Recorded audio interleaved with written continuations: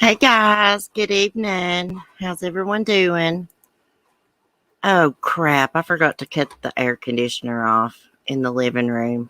My microphone may pick it up. Welcome to Southern Royalty Sky. Hey Jack's mom.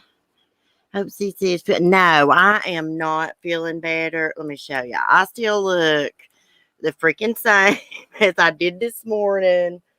Oh, I've been laying down. My daggone head is killing me. I've had a headache since this morning.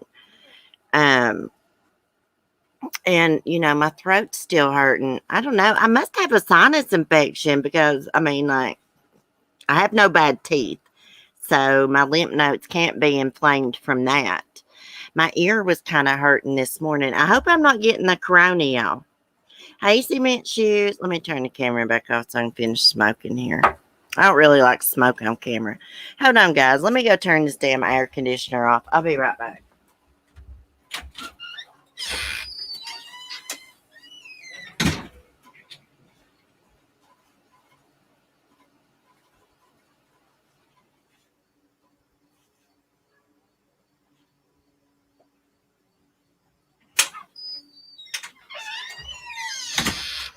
Okay. Oh my goodness. It feels like it's been like the longest day, guys. So what do y'all want to do? I have a ghost story. It's called like Axe Murder Holler or something like that.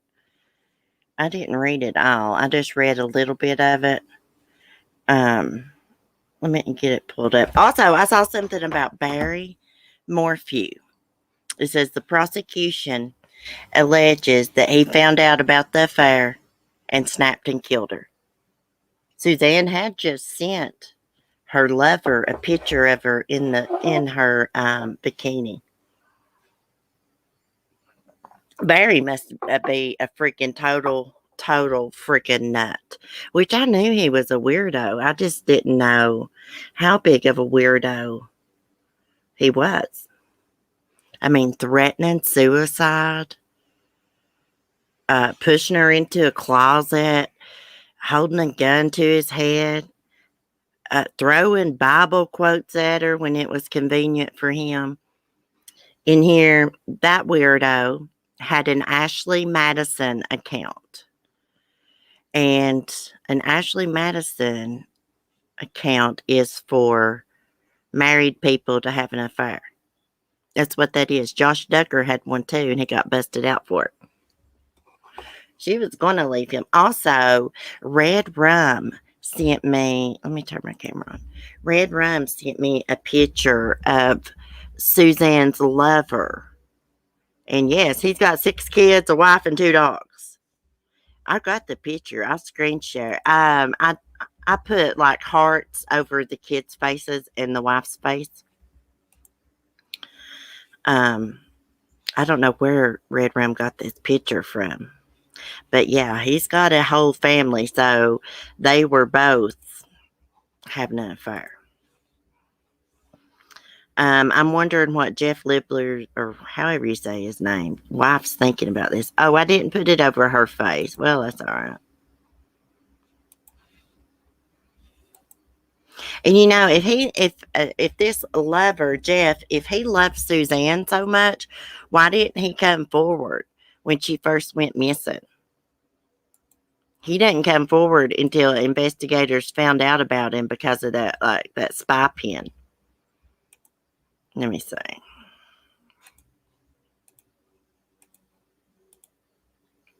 Look at this, guys.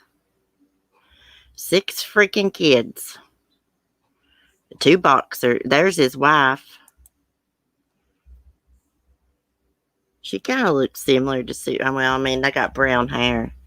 Suzanne looks younger. He's not that attractive.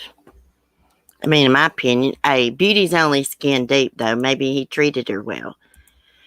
I mean, but how did they plan on having a life together if they were both married? Maybe they planned to run off to Ecuador together. Who knows?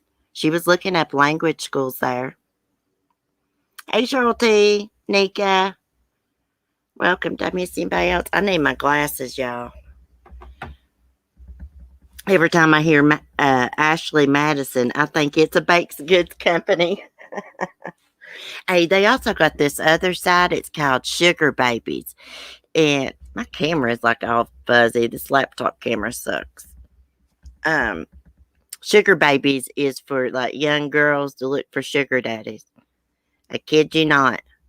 I heard about that on the Dr. Phil shows, how I know about it.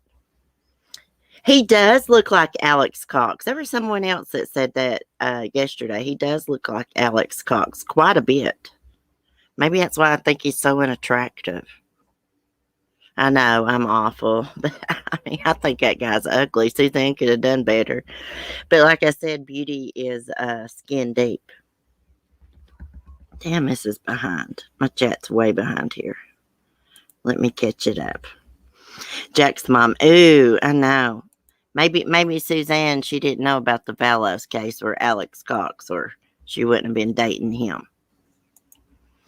Okay, so she sends him a picture, Jeff, a picture of her laying out in the sun, and like another, and he sends her a message back, and then she never replies to that. Hey, Red Rum. I think that they were just talking about things that will never happen, like people in First Love Act. I think she was more into him than he was into her. Yeah. Well, and you know what? When you're in an abusive, this camera looks terrible.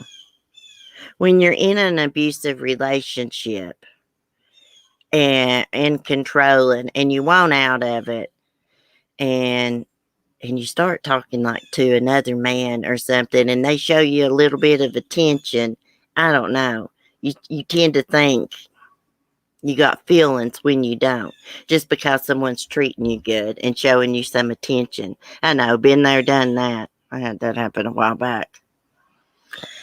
Hey, Charlie Girl says, hey, I got a ghost story we can read, guys. I was just on Don Wells' Facebook page to see if he posted anything else, but he hadn't since this morning.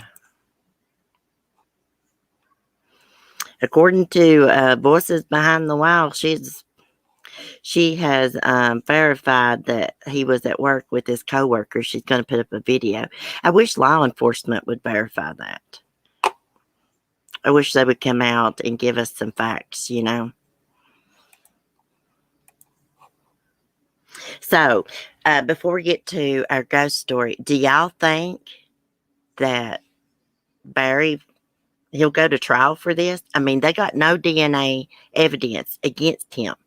But what they do have against him is like him throwing away a teal jacket. You know, Suzanne liked that color. Hey, Cindy. How are you doing? He threw away a teal jacket. He threw away a pair of boots. He said the reason he brought the boots with him and threw them away, the boots had holes in them and he wanted to keep the laces. I've seen men do that before. I've seen Mark do that before, where he'll get a new pair of boots and he'll take the old laces out. I don't know why. I'm sure law enforcement has verified it. Yeah. I would say that Dawn really was at work that day. I do not think Dawn was there when Summer disappeared. That is killing me, that light behind me shining through. Hey, Mommy Mars. Now, I don't know about Candace. You know, I'm trying to keep an open mind. Anything's possible. I kind of have a theory that if there was an accident, the reason I'm doing well. Love your makeup. Oh my gosh, Cindy, I have had this on since this morning. Thank you. Thank you. I've been laying on the couch about all day after I cleaned up the house. Okay, so here's my theory. Dawn was super crazy about Summer, super close to her, probably because she's the baby of the family. And if there was an accident, Candace probably didn't report it because she's like, oh my God, he's going to kill me for letting something happen to her. Because he did say he was always worried about something happening to her and he told Candace, watch your gut. Cell phone evidence will be what does Barry. Yes, let me find that article that I was just reading. Hold on a minute. I was just reading this.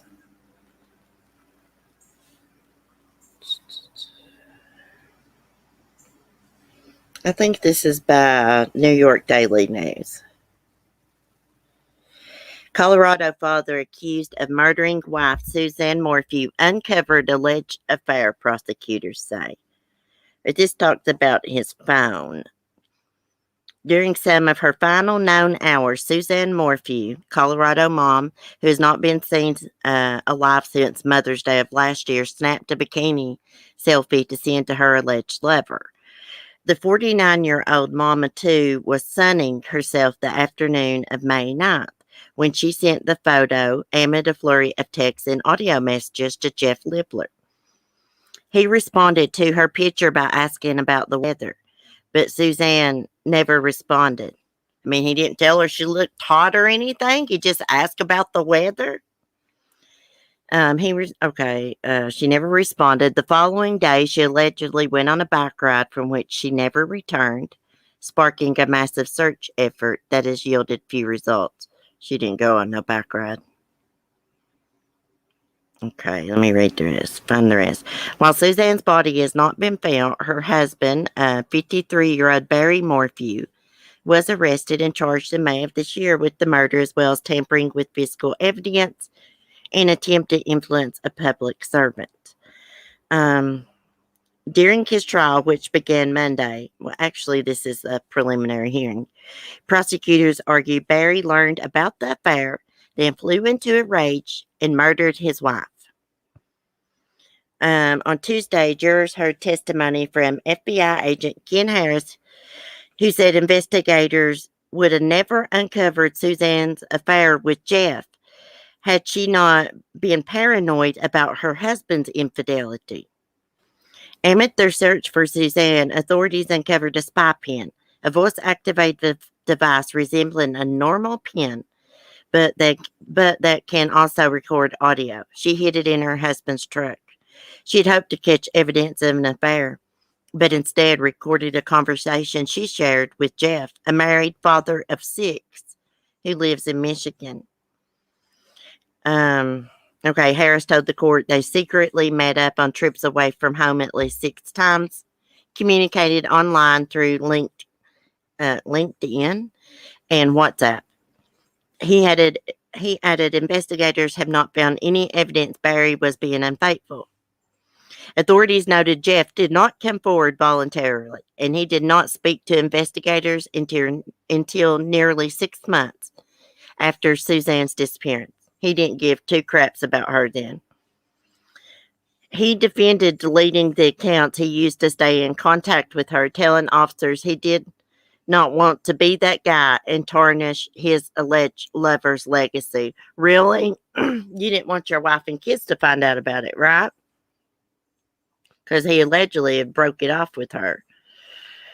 Morphew, on the other hand, almost immediately landed on investigators' radar. He initially told law enforcement that he left for work Mother's Day morning last year around 5 a.m. But according to an arrest affidavit based on Morphew's telematics report on his truck, officers believe from 2:47 p.m. May 9th until 5:37 a.m. May 10th, he took steps to dispose of evidence of Suzanne's disappearance and death. 2:47 p.m.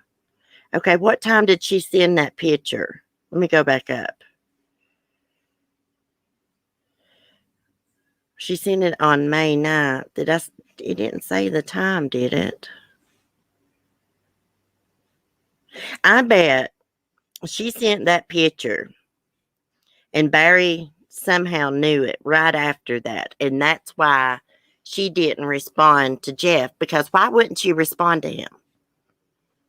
She just sent a selfie in her bikini. Why would someone's reaction automatically be that she was abducted? Wouldn't you think she's in the woods hiding or hurt? I would think that she was hurt, wouldn't you? If you's innocent, you'd think that they was hurt, but not abducted. Or were they living in the country? Maybe she run into a black bear and its cubs or something like that. Hey, checking convictions. Hey, hibiscus. Okay, let me see what else. Blah, blah, blah.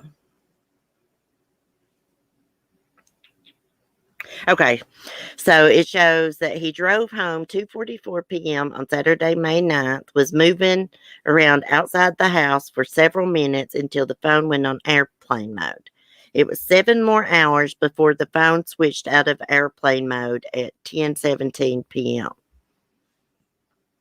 Okay. According to cell phone records, Barry left his home the following morning at 5:37 a.m. for a construction landscape project in Broomfield. After he arrived, surveillance video and Google Map photos revealed that he made 5 different stops to toss some trash. He pulled a photo Stulos. He must not have followed that case. First at his work site, then near the Holiday Inn where he checked in and changed his shirts. At a men's warehouse, at a McDonald's restaurant, then at another dump. Jurors earlier this week also heard text messages Suzanne sent her friend, Susan Oliver, discussing the challenges in her marriage. She said she did not feel safe alone with her husband and described a 2018 incident in which Barry shoved her into a closet, pressed a gun to his own head, asking if that's what she wanted. Well, she hadn't been, well, I'm not even going to say. Somebody pulling something. Y'all know, my boyfriend actually committed suicide in front of me when I broke up with him in 2008. That's no way to do somebody. Threaten them with suicide and do it in front of them and things like that, just to try to keep them. Barry is not a well man. Okay, it says he won't speak a divorce, she wrote in March 2020 text, begging for another chance. I'm so torn, but in my heart, I know who he is. Know that feeling. Just days before her disappearance, Suzanne told her husband it was over. Later in the day, they allegedly fought about money. I'm done. I couldn't care what you've been up to for years. We just need to figure this out civilly, she wrote in a text on May 8, 2020. Her husband responded, I promise you are wrong about all the crazy thoughts about me. Only a fool would stray from an angel like you. When I'm dead, which won't be long, you guys will be taken care of. Can you believe how he tried to manipulate her? When I'm dead, which won't be much longer. You know, people like him, I just like to say, pull the trigger, mother clucker. You know, I mean, I'm sorry. I shouldn't say that right there, but I can't stand people to use suicide. It threatens suicide to try to hang on to somebody and keep somebody under their thumb. God, it drives me crazy. Drives me crazy. He had no intentions of killing himself, guys. I thought he was always quoting the scriptures. You go to hell for killing yourself unless you're like schizophrenic, not in your right mind. I believe there's exceptions, you know. The Bible says you'll go to hell for it, but I believe there's, you know, exceptions, like when people's not in their right mind, you know, like really, really mentally ill. I don't think God's going to punish them for not being in their right mind. Hubby had knee surgery on Monday. Maybe in and out of chat. Oh my gosh. Is he in pain, Hibiscus? Prayers. Gosh, I dread knee surgery. That is mental manipulation. Yeah. Was Suzanne Catholic or something? Is that the reason, like, she told Jeff, like, she couldn't get divorced for biblical reasons. I don't care if you're Catholic or not. I just don't think God wants you to stay in an abusive relationship. Yes, but getting better each day. Well, that's good, Hibiscus. I've been dreading, you know, having surgery. When I eventually do on my knee, I heard it's painful. Very painful. Well, do y'all want to read a ghost story? Let me stop this camera. It looks awful anyways. I don't know what's wrong with it. I won't smoke a cigarette though. We need to have smoke sessions on here. Everybody else does it. Everybody's smoking cannabis all over freaking YouTube. Why not us? Why not? It's legal here. Barry was cruel. He held who would pay for her cancer treatment. Oh yeah. Yeah, he asked her that too, Cheryl. He's like, who's gonna pay for your cancer treatments? And guys, I thought she was in remission. She must have just been diagnosed again, right? Bring on the spooky story. Okay. This is called Axe Murder Hollow. Oh, you can actually watch this on YouTube. Okay. Susan and Ned were driving through a wooded, empty section of highway. Lightning flashed, thunder roared, the sky went dark in the torrential downpour. We'd better stop, said Susan. Ned nodded his head in agreement. He stepped on the brake, and suddenly the car started to slide on the slick pavement. They plunged off the road and slid to a halt at the bottom of an incline. Pale and shaking, Ned quickly turned to check if Susan was all right. When she nodded, Ned relaxed and looked through the rain-soaked windows.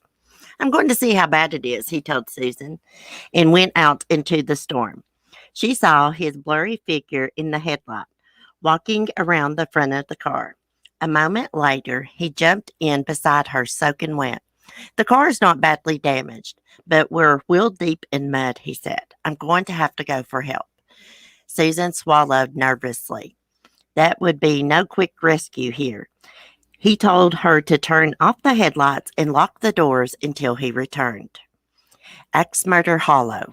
It should be Axe Murder Holler. Although Ned hadn't said the name aloud, they both knew what he had been thinking when he told her to lock the car. This was the place where a man had once taken an axe and hacked his wife to death in a jealous rage over an alleged affair. Supposedly, the axe-wielding spirit of the husband continued to haunt this section of the road. Outside the car, Susan heard a shriek, a loud thump, and strange gurgling noises, but she couldn't see anything in the darkness. Frightened, she shrank down in her seat. She sat in silence for a while. Then she noticed another bump, bump, bump. It was a soft sound like something being blown by the wind. Suddenly, the car was illuminated by a bright light. An official-sounding voice told her to get out of the car. Ned must have found a police officer. Susan unlocked the door, stepped out of the car. As her eyes adjusted to the bright light, she saw it. Hanging by his feet from the tree next to the car was the dead body of Ned. His bloody throat had been cut so deeply he was nearly decapitated. The wind swung his body back and forth so that it thumped against the tree. Bump, bump, bump. Susan screamed and ran towards the voice and the light. As she drew close, she realized the light was not coming from a flashlight. Standing there was the glowing figure of a man with a smile on his face and a large, solid, and definitely real axe in his hand. She backed away from the glowing figure until she bumped into the car. Playing around when my back was turned, the ghost whispered, stroking the sharp blade of the axe with his fingers. You've been very naughty.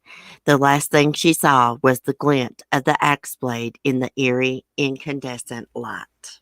That was a good one. That was a good one. Let me see. Can I find American folklore? Let's see. Let me look at the chat first before I try to find one. That was scary. It seems like I've read that one before though. Maybe a long time ago. That was creepy. There's a pretty good one. There's not that many good ghost stories online. I've been I got a book saved in Amazon. It's called American Ghost Stories and Legends. I'm going to order it. See if it's supposed to have like short stories in it. Okay, let's see. Let's see if I can find another one. Ghost stories, scary stories. Okay, just read Axe Murder Holler. That was a good one. Here's Bloody Mary. Let's read this one. Hold on. Light them if you got them, y'all. Daggone it, my head's hurting. Let's see. Bloody Mary. So this came from the book Spooky Pennsylvania. She lived deep in the forest in a tiny cottage and sold herbal remedies for a living.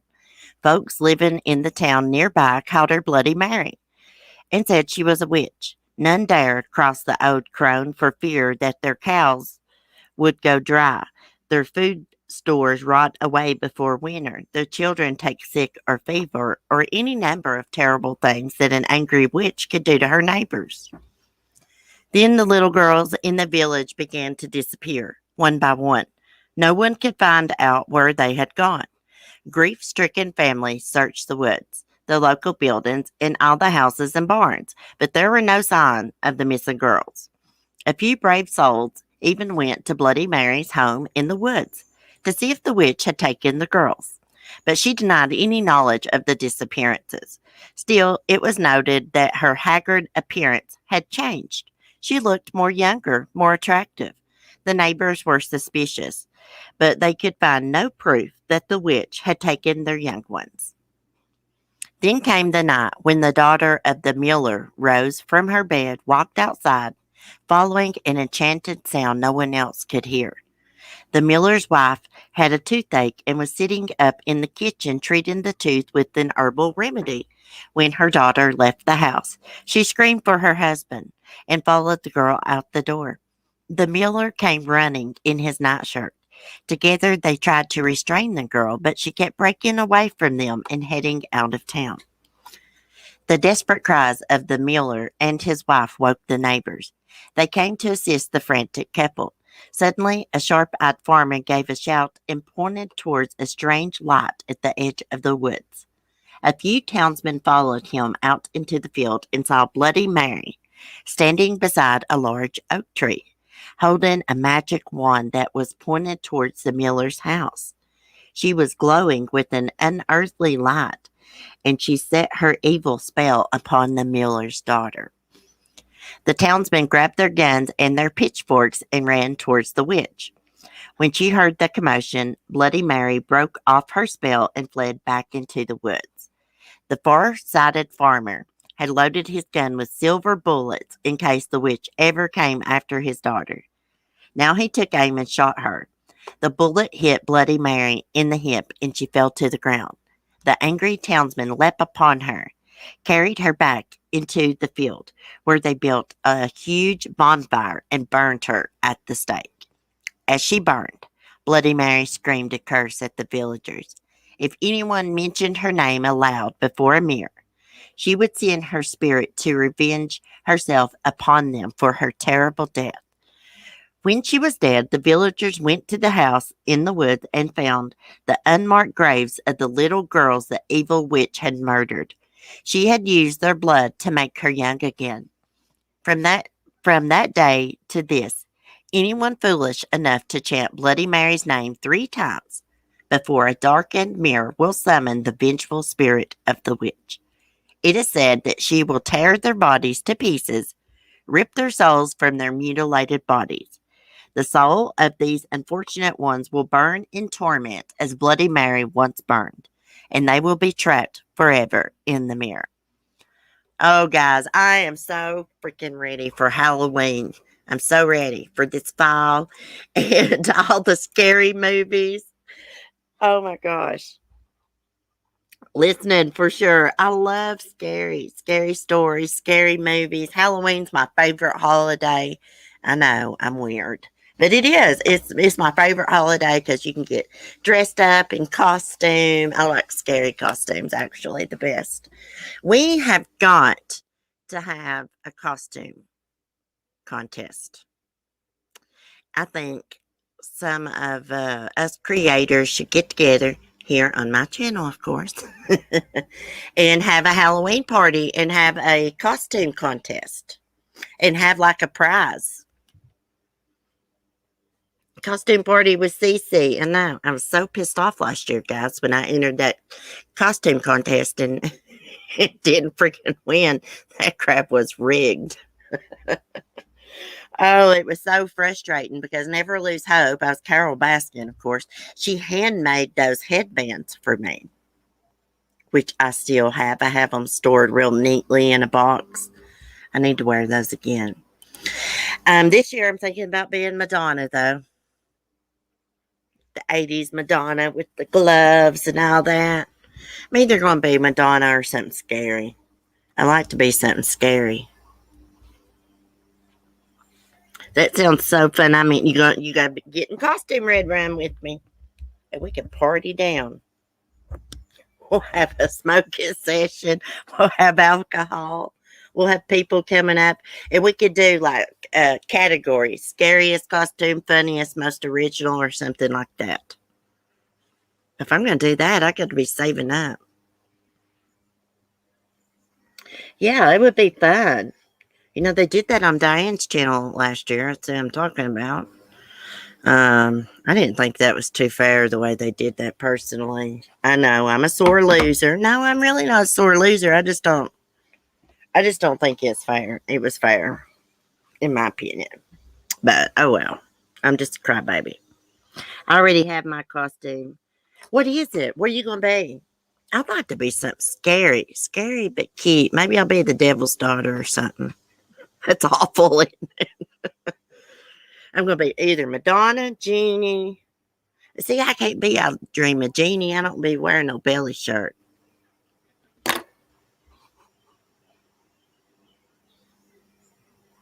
Costume and all. Okay, Red Rum. I will do it. We could have cash prizes or some other or gift cards, something like that. Cheryl T. No, it wasn't. It'd be like me letting Red Rum, Sapphire, somebody like that come up and host the party with me, enter the contest, make close to them, and then win it. No, I got pissed off. I got really mad, y'all. I don't say a lot publicly. I say stuff privately. I was pissed.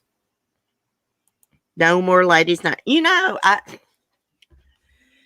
it was a place to go on Friday nights. I'm not going to lie. I looked forward to ladies' night. Of course, I don't know more after what went on. I was very disappointed. I didn't want to believe all that St. Jude scamming stuff at first. And you know, never showed no receipts. And I don't know. It's just a big mess. It seems like that mess went on forever. Now there's more YouTube drama. I don't get involved in it. It's not worth it. People calling the CPS on people. Food stamp office. It's shit like that. I mean, it's not funny, but I just got to laugh at all the stupidity that goes on. That's why you don't see me socializing much. And I tell you what was said about, well, I don't want to get into drama. But there was something said about somebody's deceased child today. It totally disgusted me. I've never heard such mean crap in my life. Lord have mercy. Hub said he's into Marshmallow Man and Ghostbuster coming right up. Oh, God, that's awesome. Those are awesome costumes. There should be more couples, and somebody could be like Fred Flintstone, Wilma Flintstone. That would be funny. It'd be cool to be a zombie. Maybe I'll be a zombie. I don't know. People just love to stir crap. It's pathetic. They must not have no real lives. I mean, they must not have no real lives. They're going to have to quit, which I got no room to talk, but they're going to have to quit sharing their personal business, like, what kind of benefits you get and things like that. Especially when you're involved in drama and stuff, because people use it against you. But anyways, that's them. That's their mess. I got my own real life drama. Well, not much right now, but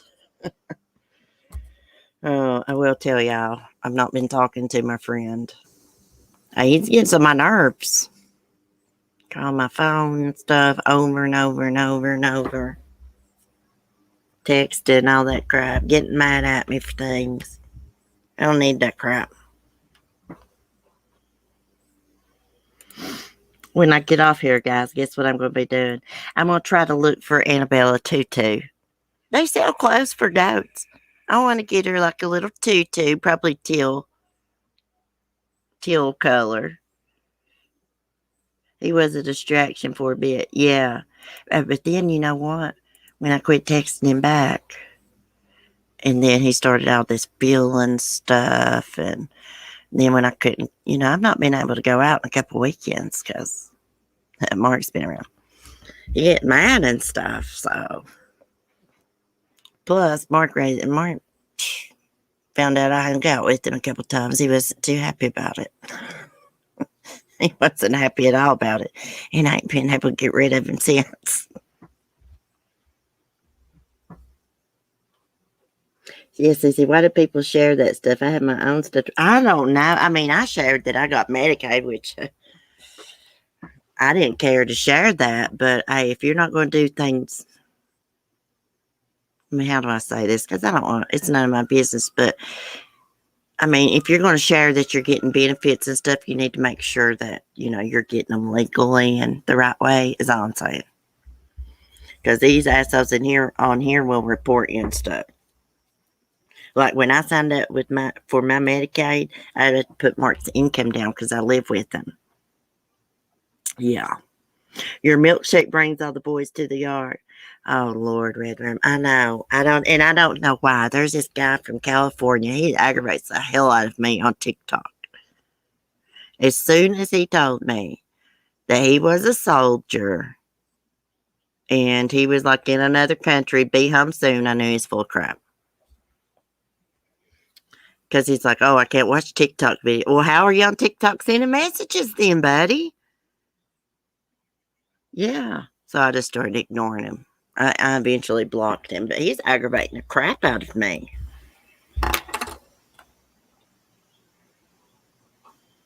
Or Annabelle's, one of the two. Oh, yeah, Annabelle's milkshake brings the boys to the yard. That is the funniest little goat. I love that goat. Like, goats are usually followers and not Annabelle. I mean, she'll follow me around sometimes, but like she's got a mind of her own. She's going to do what she wants to do when she wants to do it. You will pet Annabelle when she says you can pet her. Usually the only time I get to pet Annabelle is when I'm brushing her hair. Now I got her trained. I could get her hair brushed and say, come on, let's brush your hair. She'll come and get it. I'll have to get it on video. It's the only time she'll let me, touch her really. And then I'll have to say, scratch, scratch. And I have to scratch between her horn. Yes, and people want to get all involved in other people's business. What people care about other people's personal lives. I know, I'm telling you, you got some problems when you get so mad at somebody that you report them to the CPS, knowing this person's a decent mom, never done anything online otherwise to make it appear she wasn't. People's crazy when they just report innocent people. It's not normal. It's not normal behavior to get that mad. Of course, I've been mad as hell at people on here. Never did it enter my mind to do anything real life. Don't even look them up on Facebook or anything. I can't handle it either. Yeah, and it sucks when you like a bunch of different people and they don't like each other. That sucks. I just don't chat. anywhere. Sometimes every now and then I'll go in there and say hi or something to somebody, but usually I don't chat, and usually I watch the replay. Yeah. Honestly, I'll be honest with you guys, and I was thinking about this the other day. Based on my life. When people are married or have a living and stuff, but they're always on YouTube streaming and stuff, more than likely they don't have a good relationship. More than likely they don't have a good home life. And I can tell you that right now, doing YouTube all the time, it can affect your relationship and stuff too. It really can. I mean, YouTube takes a lot of time. I mean, you think, oh, you're just pushing a button to go live, but no, like, sometimes it takes me 30 minutes to do my little stupid rinky dink thumbnails in the mornings. Yeah, because I'll mess up or I have to go find pictures and do this and that. It takes time. Then I have to find, what I'm going to talk about and all that. Yeah, it takes a lot of time. But I'll always do my YouTube. It's a part of my life. It's been a part of my life for about 3 years now. I feel weird when I don't do it because it's part of my routine. Yeah, it's a part of my life. It is a big commitment. And I hear some people say, oh, when I get off YouTube, then I just don't think about it anymore. Well, by gosh, I do. I think about, like, people just pop into my head sometimes. That's even, people that I know from my chat, and I'll be like, wonder where they're at. Or I'll see something or something somebody sent me and I'll think about them. People lie when they say, oh, when I log off YouTube, I don't think about it anymore. The creators that say that, they're lying. They do. They do. I do. Yeah, unless your partner, yes, exactly, Cheryl. Unless your partner is working, yeah, it does take away from your life. You can do it both if you try. Yeah, I had to cut back a little bit because I was already having problems in my home life, and I have scolded Mark a lot over my YouTube, interrupting me and stuff. It used to annoy me really bad. It don't anymore because I'm just like, this is my real life, and you never know how these live streams are going to go. My dogs might start. I might get company. Had some videos made about me. That was 2019 or some crap in 2020. Hard to remember. Really, Sky? I've had videos made about me too. I know she said it's why we love you. I think about you guys all the time. I'm sorry, but that's just that's why I am too. I mean, somebody really offended me the other day. They left me a comment. Oh no. I could say your name, but I'm not going to, lady, because you ain't worth it. Oh no, another YouTube that says hi to everybody. Excuse me, I've been doing that for 3 years. Like, what am I supposed to do? Just like not acknowledge anyone in my chat? I guess and they said, oh, that's annoying for the person listening back. Well, I guess it can be. But if it is, scratch your ass and get glad this ain't the right channel for you. Because that's just the way I am. I mean, that's just the way I am. I like to say hi to people. Because I'm tell you what, if when you go into a chat and the creator's busy, didn't see you in the chat, and nobody else in the chat says hi to you, it's weird. It's weird. Anyways, I responded. I was like, this is a community and we care about each other. Then I got pissed off and deleted her comment because I was afraid I was going to keep on commenting because it just ran all over me. Oh no, another YouTube's got to say hi to everybody. Honey, I wouldn't have a YouTube channel if it wasn't for people in my chat and people that watch the replay. I mean, I wouldn't have crap without them, so I'm not supposed to acknowledge them. Tough titty, said the kitty, but the milk's still good. I'm still going to. Oh, thank you, Mommy Mars. Thank you. Oh, thank you, Checking Convictions. Yeah, I look forward to chatting with y'all too and getting y'all's opinions, seeing what y'all think about stuff. Who else would I talk to true crime about? Sometimes I try to talk to Mark about it. He don't want to listen. I was trying to tell him about Suzanne Morphew. I was like, can you believe it? Like, she was having a 2-year affair, wasn't young. And he's like, yeah, it's the way you women are, he said. I do the same, Cece. It makes the person feel like they do not belong. So I'm saying hello every time I'm live. And when I go into a chat, yeah. I'm just glad to know you're watching me. Hey, I left a comment on Red Rum's video the other day, and I was just letting her know that I was supporting her and listening to her video. I said, listening now. And Gray Hughes said, thanks for letting us all know. I said, no problem. Or something like that. No problem. You're welcome. Something with the laughing face. Really kind of pissed me off, but I wasn't going to let him know it. Smart aleck. Can you believe that? Thanks for letting us all know. Thanks for being an attention whore. Nobody's talking to you. I mean, that's what I want to say. I think, yeah, I think that's just his personality, but I just don't like smart alecks. I can't stand a smart ass. Somebody that's always got something smart to say. I just can't stand it. That's why I don't watch him. Must have been feeling a little jealous. Don't worry about Gray Body. He just, yeah. And that's what I told myself. I was like, he's just sarcastic asshole. That's why I just said no problem with the laughing face. But, I did think to myself, damn, man, you got to be a smart ass all the time? That's so unattractive to me. That's why I quit watching him.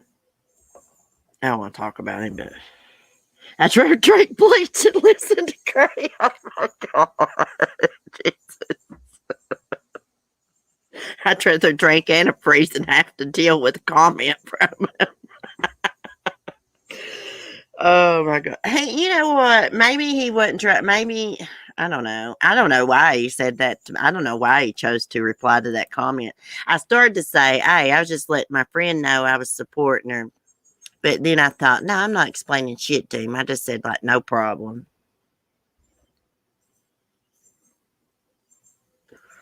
Man,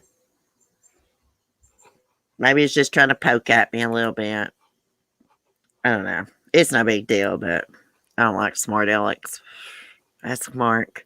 I cannot stand for somebody to smart off to me, y'all. I don't know what it is, but it triggers me. It does. I can get right mean. Right mean. Sydney for all you.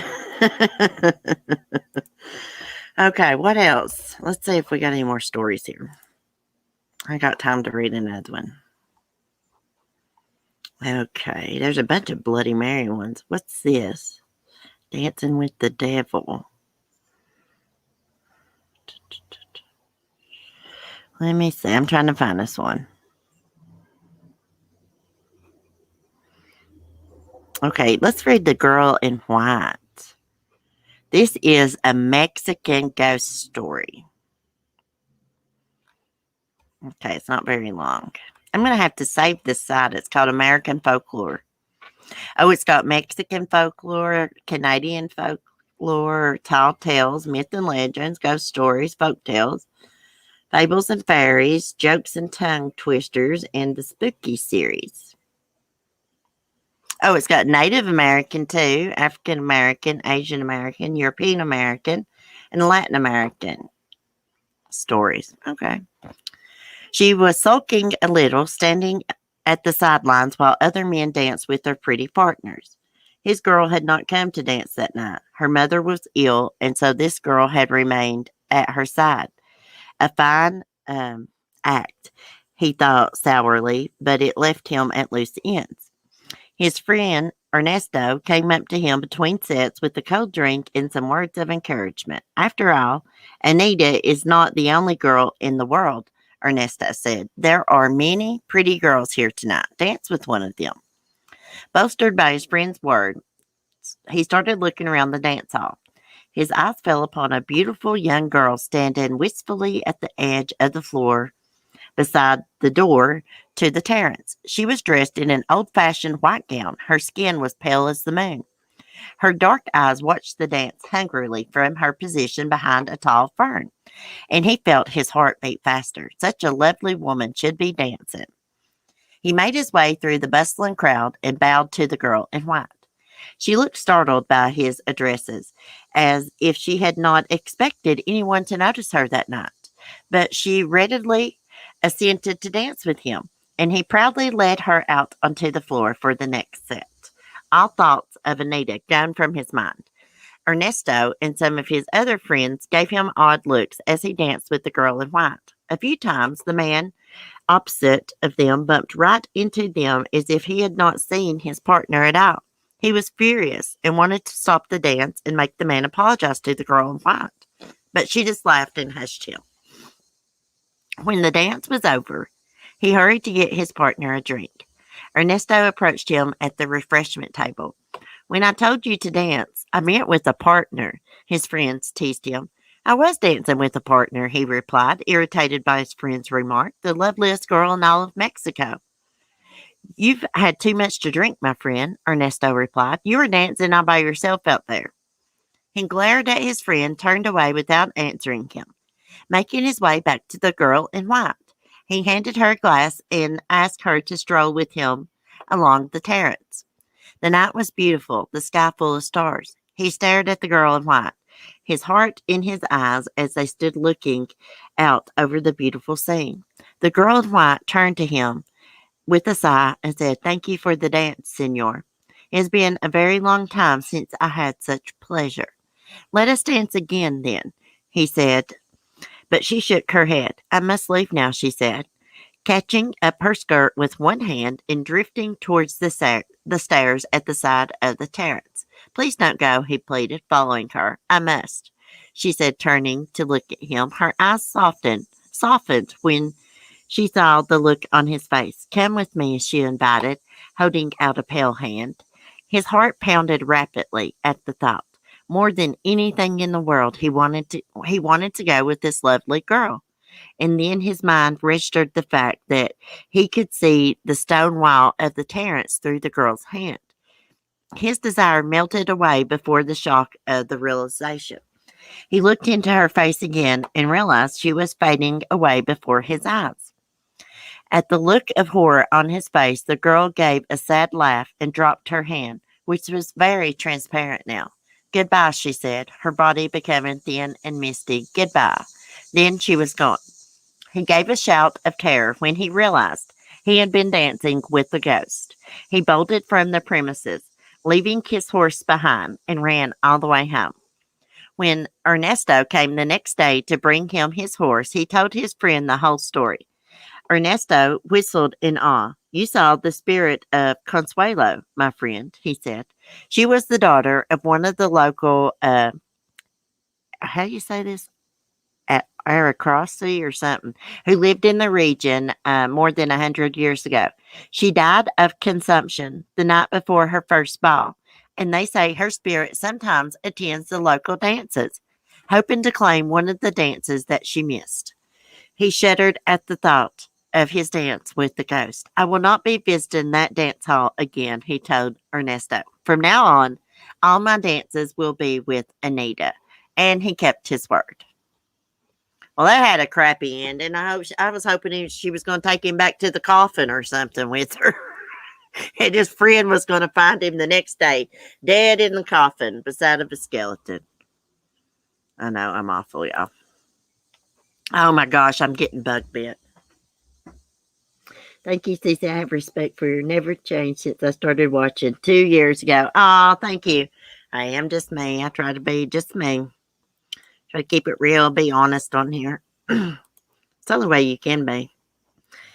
I'd rather have just like a few viewers that respect me than a bunch of people that hate watch me.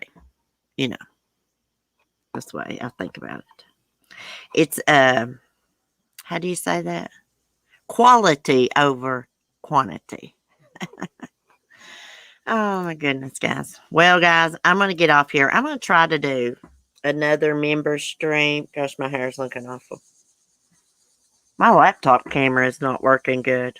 I'm going to try to do another member stream sometime this weekend. I don't know if it'll be Friday or Saturday night. I'm not sure yet. But we're going to do another one since I missed last night. It looks like it's going to start thundering again, guys. I hope not. It was thundering right before I went live for this stream. That's all it does. Day in, day out. Thunderstorms. Well, guys, it's been fun. I enjoyed chatting with y'all. I'm going to go in the house because I'm getting bug bit. Bugs love me. I've done got like 3 or 4 bites on my calf muscle while I've been sitting here. They're just like attracted to me for some reason. I must taste good. It is stir here too. Is it? Storm here too? Thank you for the ghost story, CC. Oh, you're welcome. I'm going to save this site that I was at. So next week or next time we read ghost stories, we'll have some more. We'll have to do some of the Canadian ghost stories too. Some of the American Asian ghost stories too. I bet they're good. Native American ghost stories. I bet they're good too. Anyways, y'all have a good night. I'll see y'all in the morning for some crime and coffee. Hearts. Be safe. Be kind. Peace. I'm going to go put some Benadryl on my legs. Some Benadryl cream. Bye, guys. Peace.